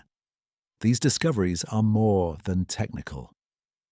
They are emotional prosthetics binding time to narrative. Thus, language becomes the mirror of history's rhythm of forgetting and remembering. New words appear to describe new worlds. Old words linger like ghosts, adapting reluctantly. Even silence transforms. In earlier tongues, pauses had meaning. They delineated sacred intervals, breaths aligned with ritual cadence. In ours, silence is absence. We have forgotten that pauses were once doors to comprehension. Every sentence we speak, then, is haunted. Within its syntax lies the debris of cataclysms, the echo of chants that summoned order after destruction. Linguistic layers overlap like archaeological strata, phonemes from one epoch embedded in another's grammar. To read a language deeply is to excavate an entire civilization's emotional blueprint. We are all still speaking the aftermath. When linguists classify isolates as anomalies, they overlook their most profound message. These tongues are not remnants of underdevelopment. They are survivors of erasure. They embody persistence under silence. The Basque shepherd or Sumerian priest uttering his phrases was unconsciously testing the endurance of memory itself. Every word proved that oblivion was incomplete. Even the invention of new languages betrays longing for the lost generative code. Esperanto, binary, programming syntax, all belong to the same urge, to rebuild once universal understanding. The digital age replicates the ancient dream of shared expression, but without the metaphysics. We resurrect communication, yet forget communion. The archive expands, but the silence deepens. In ancient rituals, words were not separate from reality. They were its scaffolding. To mispronounce a sacred formula was to distort natural order. That fear of linguistic corruption endured for millennia, turning grammar into morality. To speak correctly meant to live correctly. The degradation of language was apocalypse rehearsed on the tongue. Today, our multiplicity of tongues reflects both triumph and trauma. Diversity reveals survival, yet also fragmentation. We celebrate difference while mourning comprehension. Beneath our speech lies a yearning for the previous unity, the imagined polyphony where every word harmonized with the cosmos. If civilization cycles through collapse and restoration, linguistics is our quiet record of both. What if the first languages were not invented but remembered, recoveries of a cognitive epoch preceding the flood? Phonemes as fossils, syntax as sedimentary evidence, vocabulary as inheritance. The thought is unsettling, but plausible. Perhaps when we study words, we are not learning about culture, but decoding an ancient frequency still vibrating beneath consciousness. The past speaks not through monuments alone, but through the air we shape when we whisper. When all monuments crumble, when writing fades from clay and metal, sound will remain, the purest relic of memory. In the breath of language hides continuity older than any text. Each word, even now, is a survivor, carrying within it both fracture and restoration. To listen deeply is to hear civilizations collapsing and resurrecting through the centuries, syllable by syllable. the voice of the lost world still murmurs through us. We are its last translation. Beneath the dust of deserts and jungles, under the foundations of temples and cities, another world sleeps. We are told that history rises upward in neat layers, each civilization building upon the ashes of the one before. But the ground tells a more troubling story. It suggests not ascent, but repetition, civilizations stacked like pages of a palimpsest. Each new line written before the previous one has faded. The earth remembers everything. It simply buries it. In every excavation, there is a moment when the expected chronology falters. Beneath the ruins of the known, archaeologists find patterns too refined, stones too eroded, alignments too deliberate.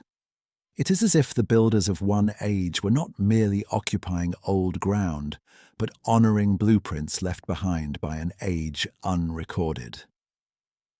The lower layers pulse with familiarity.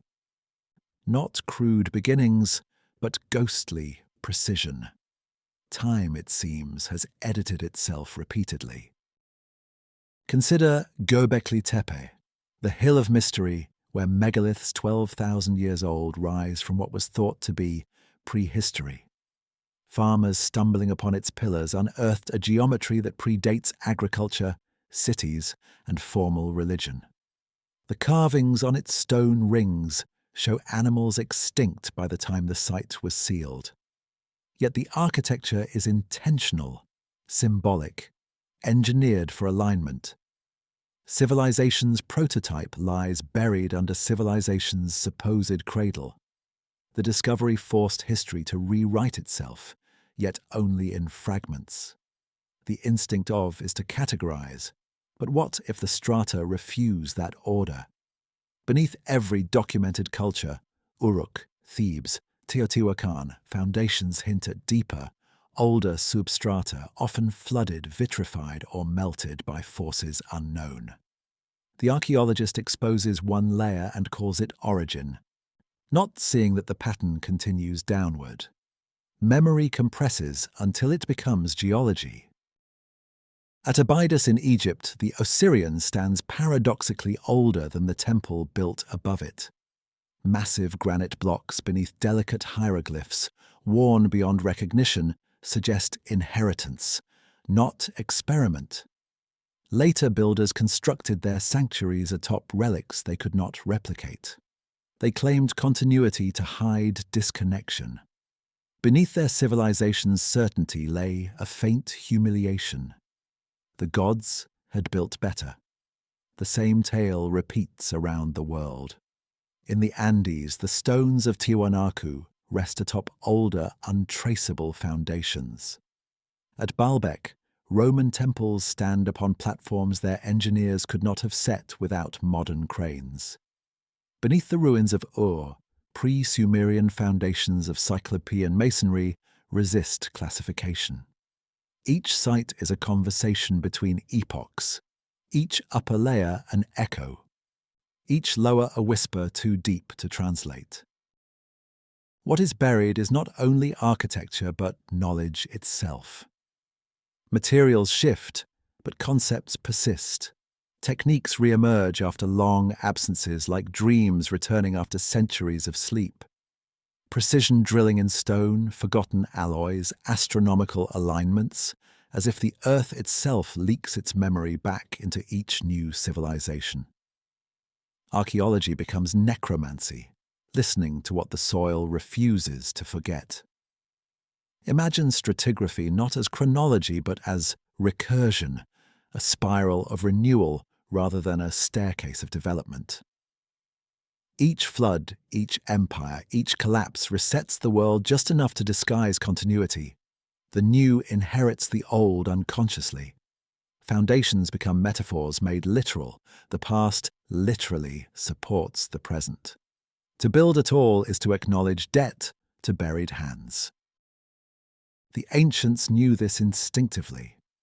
Their myths insist that cities were rebuilt, not founded. Egyptian texts speak of restoring temples after the first time. Sumerian tablets recount cities destroyed and resurrected by the same names. The cycle is architectural scripture, civilization as a sequence of restorations upon preserved ground. By reoccupying holy sites, humanity perpetuated the memory of vanished precursors, even when it no longer understood their purpose. In geological terms, the planet itself behaves like an archivist. Mud and lava entomb, then reveal. Erosion deletes selectively. Each catastrophe edits the archive, replacing one civilization's handwriting with another's marginalia. But the earlier ink never fully disappears. It stains the margins of new history. Beneath each triumphal column lies a cracked tablet. Beneath each monument, a buried echo waiting for alignment. It is unsettling to imagine that the first cities were restorations. Eridu, recorded as the earliest of Sumer, sits atop 6 older strata. Each layer repeats the same orientation, as though builders were tracing a memory rather than inventing anew. The city's plan was an act of ritual recollection, rebuilding the same sacred geometry with degrading accuracy over millennia. The difference between heritage and imitation narrows until distinction fades. Every act of excavation is therefore spiritual trespass. To dig is to expose the resting consciousness of place. The ground groans under the burden of repetition, whispering that we have been here before. The archaeologist becomes priest of recurrence, translating the sediment's slow confession. Discovery feels less like progress and more like déjà vu in clay. The pattern extends even beneath the oceans. Off the coasts of India and Japan, sonar maps reveal structures patterned in grids and right angles, impossible for to mimic. Sea level rise swallowed them millennia ago. Coral has grown over their steps, turning catastrophe into camouflage. They are temples drowned twice, once by water and again by disbelief. Whether or not we call them cities, their presence deepens the mystery of sequence. If advanced architecture predates its accepted origin, then humanity did not climb from ignorance. It resurfaced from amnesia. The lost chapters of civilization may lie not in the sky, but in the mud beneath our feet. The seabed holds libraries larger than Alexandria, each stone a letter, each current an eraser. The implications extend beyond archaeology. If the past is cyclical, then so is memory. Civilizations rise not through invention, but through recovery of what erosion spares. Knowledge does not vanish, it migrates downward, sinking into myth, until another generation accents it with new vocabulary. Our histories are written vertically, each layer a resurrection translated poorly. Consider how myths of lost worlds, Atlantis, Lemuria, Mu, persist across cultures geographically isolated. They act as linguistic fossils of this downward remembrance, encoding geological memory as narrative. The story of a sunken city is not fabrication. It is allegory of cultural geology. Something always lies below, unseen but palpable, shaping the surface. The myth remembers what the calendar denies. Perhaps the reason civilizations build in layers is subconscious. To construct atop ruins domesticates the unknown. It turns fear into foundation. By embedding their homes in the bones of the prior age, people rooted themselves in the memory of endurance. The ruined city beneath becomes talisman against oblivion, a buried engine that compels rebuilding. We live, literally, on reassurance.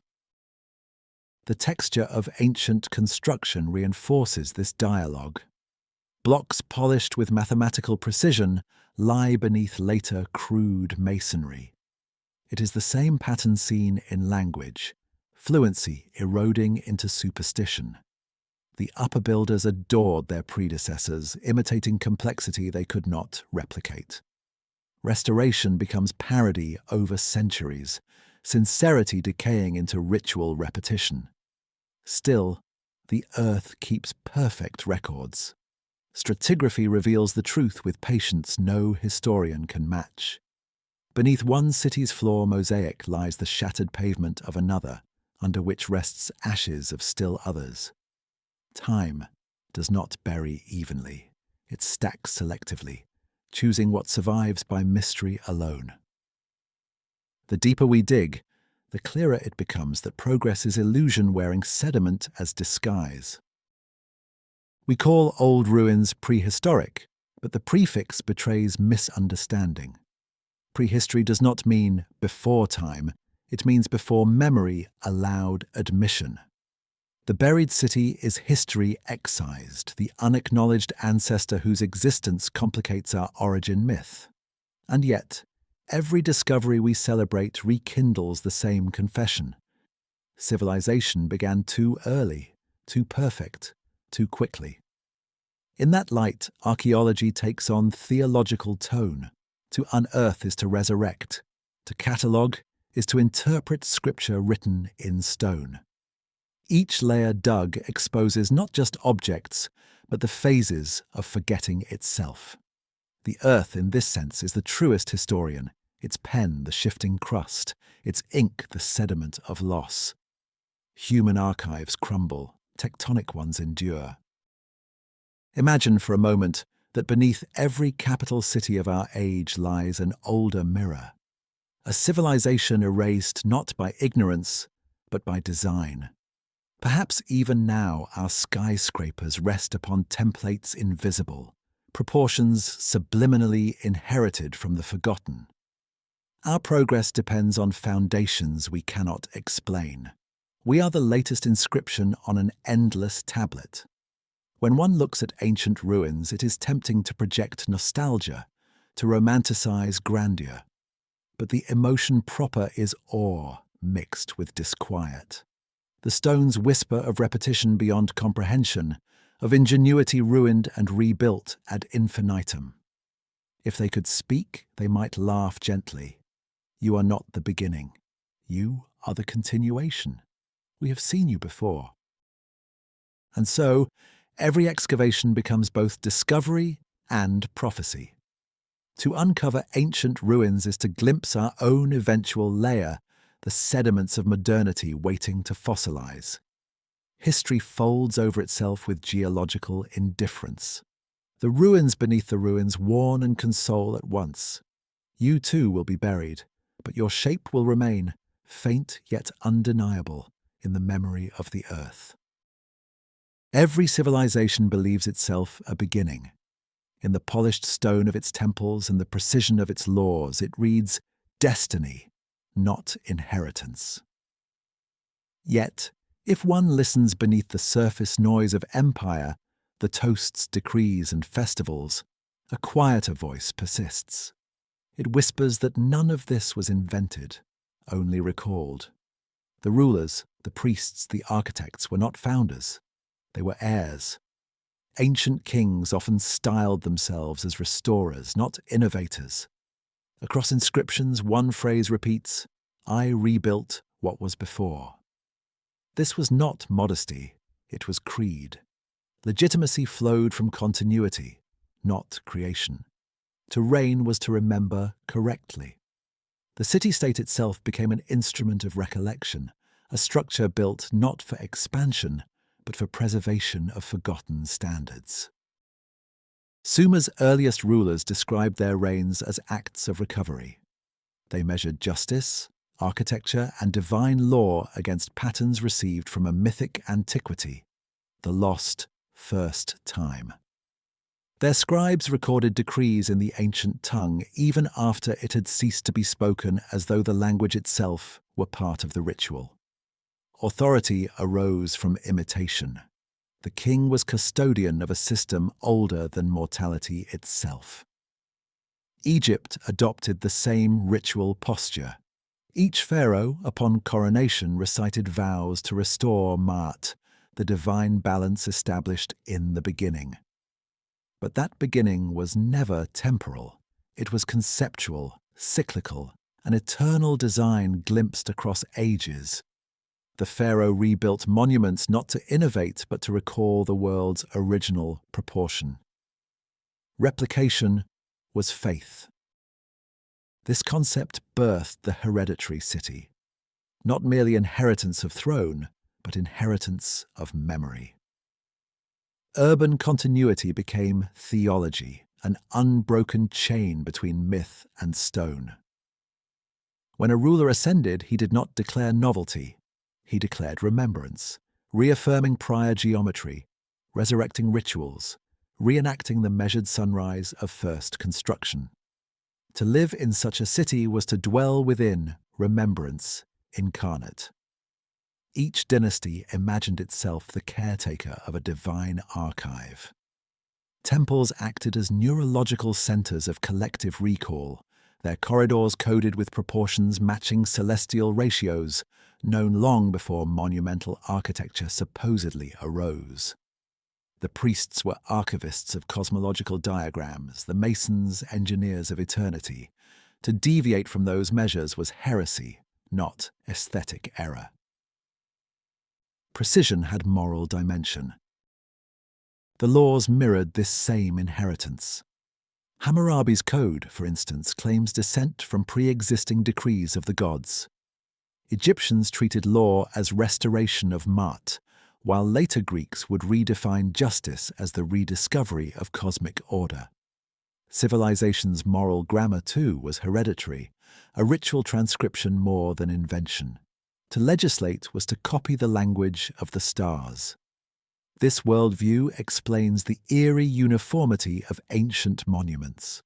From Sumer to Giza, from Teotihuacan to Angkor, geometry repeats itself like a memory struggling to remain clear.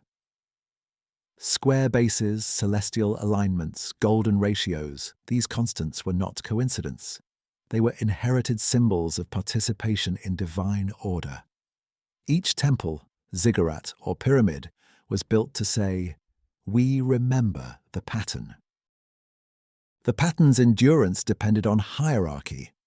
Monarchy, bureaucracy, priesthood, all existed to maintain calibration.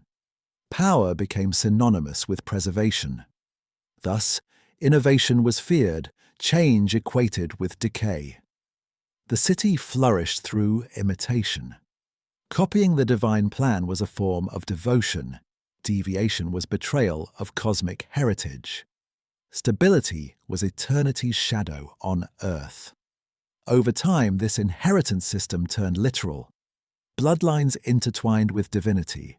The ruler's seed guaranteed continuance of cosmic alignment. Kings married sisters not from desire but from adherence to geometry, completing the circle, maintaining closed symmetry. Genealogy mirrored celestial order. The family became the human diagram of the stars. The hereditary principle was not vanity, it was sacred arithmetic. Even trade and economy echoed this archetype of recurrence. The weights and measures used for commerce reflected the ratios found in temple architecture, ensuring that economic life vibrated with cosmic rhythm. To weigh gold improperly was to corrupt harmony. The marketplace became an extension of the observatory, its stones marked with the same careful divisions as star charts. Material exchange reproduced metaphysical balance. One can imagine the daily life of a scribe in such a city. Each morning, before recording mundane transactions, he copied invocations older than his alphabet, reaffirming that his work continued the task begun before time. Writing itself was an act of restoration. The stylus traced memory onto clay, ensuring that human action remained synchronized with the eternal template. To write out of rhythm was to risk unmaking order. Yet even in their perfection, these hereditary cities contained a hidden fragility. Their devotion to memory excluded evolution. By revering origin, they forbade change and thus made collapse inevitable. When floods came or stars drifted, their meticulous systems trembled. The maps no longer matched the sky. Restoration became misalignment. Memory, once sacred, turned to fossil. Still, when each city fell, the next instinctively rebuilt. The cycle resumed as if humanity itself were genetically encoded to reconstruct the same pattern, using whatever language or stone remained available. Rulers rose in the image of ancestors they could no longer name. Monarchies repeated coronation formulas for gods they no longer believed in. Continuity persisted even when faith dissolved. The pattern was stronger than the people it guided. Through millennia, this doctrine of restoration metamorphosed into philosophy. Plato's concept of perfect forms echoes the earlier belief in a template beyond corruption. His ideal republic mirrors the hereditary city's dream of divine geometry made political.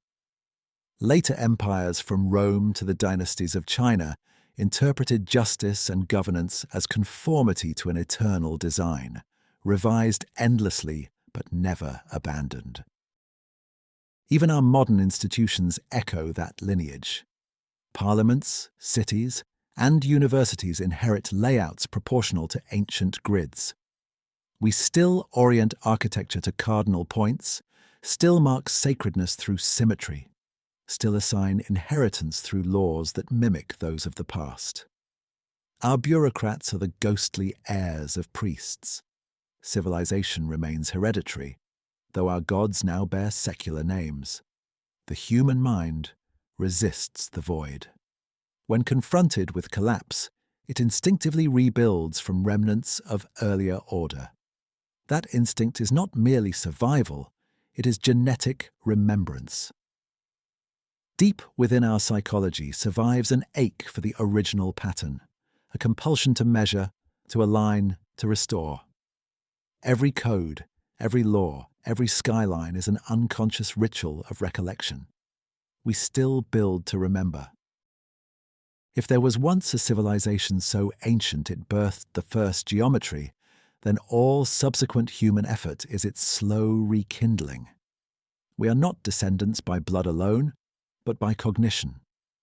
The hereditary city lives on in neural space, its walls now metaphors, memory, syntax, recurrence. Urbanization in this sense is not expansion. It is the reassembly of a cosmic echo. Modernity is an inherited dream wearing different symbols. Look around any modern metropolis and the ancient logic becomes visible. Skyscrapers replace pyramids, yet their forms preserve hierarchy, reaching upward like stylized ziggurats. City grids mimic the old temple courtyards, cardinally oriented though their citizens no longer recall why. Even our word for civilization derives from civitas, the organized city, a lineage reminding us that to be civilized is to inhabit inherited order. The tragedy hidden within this grandeur is our distance from awareness. The ancients built consciously within the rhythm of restoration. We build blindly. We imitate without belief. But the pattern endures regardless of comprehension. The geometry that framed their world still frames ours, transcending intention.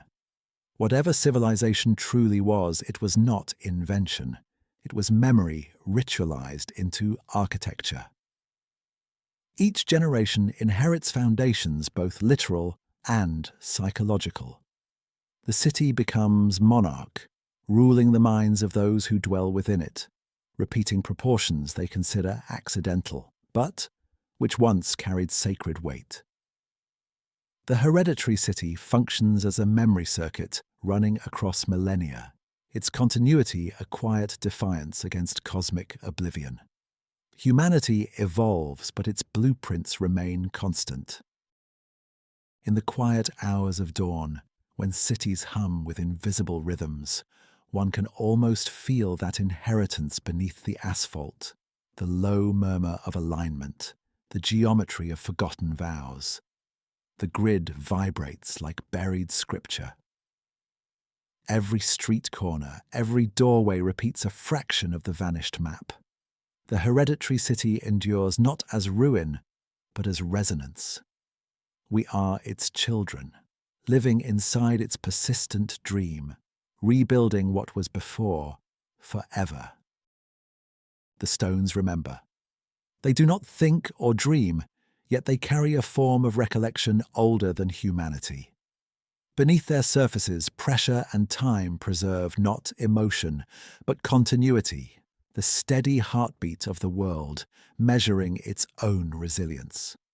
To stand before ancient walls or eroded sanctuaries is to feel that enduring pulse. Civilization may die, languages may dissolve, but the earth through its silence continues recording. The voice of stone transcends history. It speaks through alignment, density, and wear, translating disaster into texture. The grooves of forgotten languages lie etched beside the tool marks of ambition. Every scar on the surface of granite is a syllable in time's unending narration. The monuments we call ruins are, in truth, the planet's archive, the geology of memory mistaken for art. In their endurance lies their tragedy. The builders are gone, their intentions scattered, but their precision remains immaculate. Where paper decays and empires turn to dust, these stones persist, whispering through centuries that creation is not invention, but recollection. They remind us that knowledge once lost can return, that every collapse only half erases what was known. Their silence is heavy with persistence. Walk through the corridors of a fallen city and you will sense it, a hum beneath the dust, a resonance not made by wind or echo. It is geometry vibrating through absence, each measure still obeying the cosmic ratios the ancients trusted. Even eroded, the forms align with heavenly coordinates. The architecture may crumble, but alignment is incorruptible. The stars themselves protect the memory of proportion. The long memory of stone frightens even as it comforts. It mocks human chronology, exposing the brevity of individual existence against aeonic patience. Civilizations rise as momentary blossoms rooted in this deep mineral soil. When their petals fall, the bedrock remains unchanged, indifferent but receptive. In that difference lies our paradox. We build to defy time using the very substance that outlives us effortlessly. If we read the world as inscription, its surface becomes scripture. Mountains uplift as characters. Strata serve as punctuation of disaster and renewal. The fossilized remnants of forests, the crystalline records of temperature and ash, all store messages of cycles repeating. We mine the earth not only for resources, but for revelation. The fossils look back at us through mirror-like time, proof that oblivion never fully wins. Humanity has always known this instinctively. When the gods were silent after the flood, people turned to stone for response. They carved laws into basalt, encoded myths into limestone walls, and buried tablets to withstand the arrogance of fire and the frailty of memory. Stone was the insurance of remembrance, the ideal witness. It could not weep or forgive, but it endured. To carve is to confess fear of forgetting. Each chisel mark is a plea. Let this survive me. In the temples of Sumer, the inscriptions are deliberate repetitions of what already existed elsewhere, as though redundancy itself were sacred. The ancients trusted that an idea impressed into matter would reincarnate later, even if all intermediaries perished. They imagined erosion as a slower form of reading. The world, they believed, would eventually retranslate them. Consider how modern mirrors that devotion unconsciously. Our data is etched into silicon, another form of stone refined by heat. We too rely on minerals to preserve knowledge beyond our mortality. Hard drives, satellites, and servers all are merely digital obelisks to our fragile immortality complex. The substances differ. The psychology remains the same. Stone continues to guard our thoughts, only now it speaks binary. Every empire builds archives, but the Earth remains the only one that never misfiles. When tectonic plates swallow libraries and cities alike, they also protect them in absence of intention. The slow alchemy of pressure transforms ruins into fossils, memories into mineral patterns. The process is indistinguishable from resurrection. Out of cataclysm, geology quietly prepares the next library. Perhaps that is the true meaning of permanence. Not static survival, but cyclical return, the memory of stone reawakened each epoch through human rediscovery. We unearth temples, rebuild them, and believe ourselves pioneers.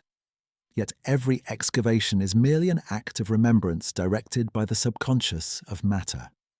The stones choose what to reveal. History follows the timetable of geology, not curiosity. Within these patterns hides a humbling truth. Knowledge is never ours alone. It circulates, waiting patiently to be re-inhabited. Like groundwater moving through strata, memory seeps through ages, absorbed and released by civilizations at unpredictable intervals. Even now, fragments of mathematics, astronomy, and philosophy, traced in ancient quarries, still shape our cities, our machines, our orbiting mirrors. Stone outlives its makers but never forgets its instructions. When you place your hand upon a weathered block of limestone, you can feel temperature differences born of hidden layers. Beneath your fingers is a timeline compressing epochs, the residue of glaciers, the shadow of seas long vanished, the vibration of artisans singing to maintain rhythm while carving. Stone is time slowed until it turns tactile. Touch becomes translation. Warmth becomes recognition. The ancients may have understood this tactile communion better than we do. Their initiation rites involved touching the sacred cornerstone, transferring energy between flesh and eternity. The gesture symbolized continuity between creator and creation, memory flowing both directions. The initiate's palm learned what the chisel once knew.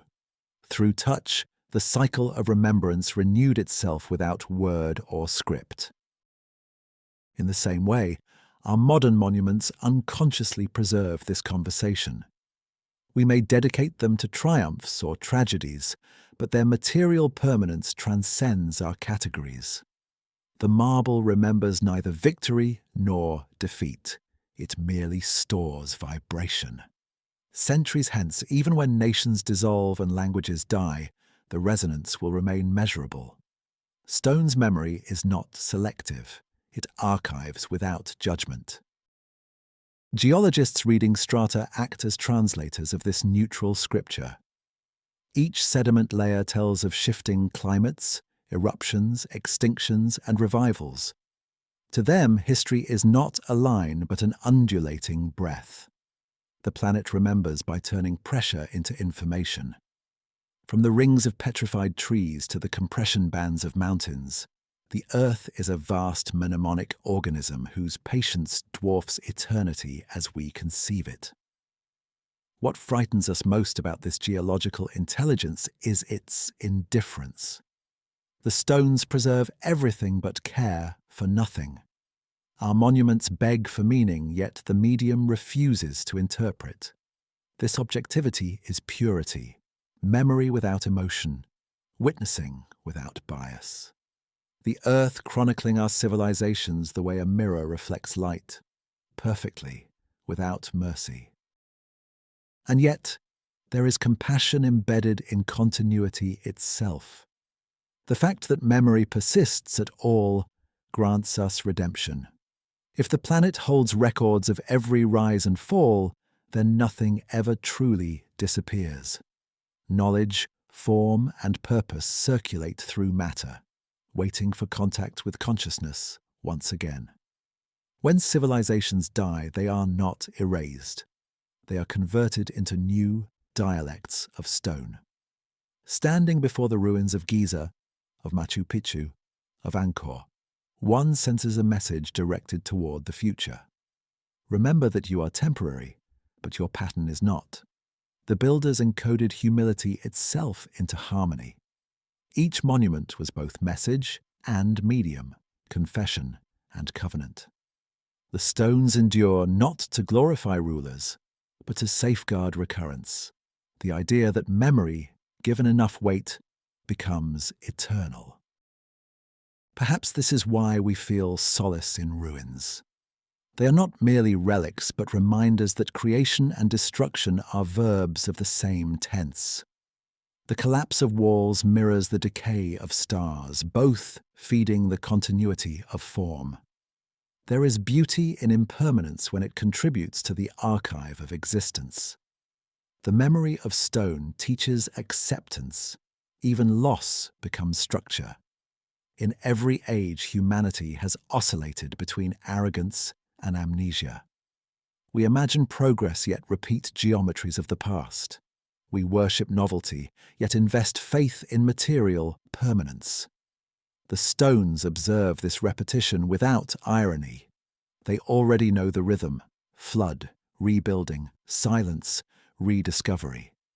Their memory is cyclical, not sentimental. They do not remind, they observe.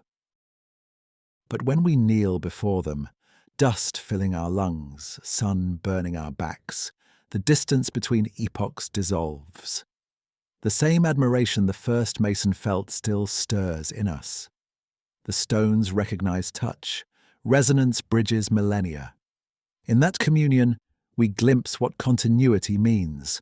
A chain unbroken not because it resists decay, but because it transforms it into meaning. If, as many traditions imply, the earth itself is conscious, then perhaps its silence is deliberate. It watches civilizations rise like waves and break upon its surface, absorbing their memory through pressure and sediment. In this way, the planet becomes the final archive of our impermanence. Our monuments are merely bookmarks in its vast encyclopedia of recurrence. As night falls over the ruins, temperature drops and the air tightens around stone's patience. The constellations glint overhead, the same sky that crowned the first builders, the same silent witnesses to their formulas and fears. Across thousands of years, the light remains reliable, the geometry unchanged. The stones below seem to hum in recognition, as if answering the stars. Together, they contain everything that was ever learned. And so, we return to the beginning, to the silence before chronicle, to the first forgotten builders, to the long breath between catastrophe and reconstruction. History begins too late because memory began too early. The stones were already keeping record when language was still asleep. They were storing geometry in their fractures, rhythm in their grain. They were writing time without ink. The true historian, then, is the planet itself. We, the later scribes, are merely interpreters of its unfinished verse. When our age crumbles, the record will continue, etched into the sediment of our collapse, crystallized in minerals yet unborn. The earth forgets nothing. It patiently awaits translation by the next inhabitants who will kneel among the debris and rediscover the same awe. The long memory of stone will speak again, repeating softly what it has always known. There are no beginnings, only continuations carved into silence. If you enjoyed the video, hit the like button, subscribe, and activate notifications so you don't miss our next videos.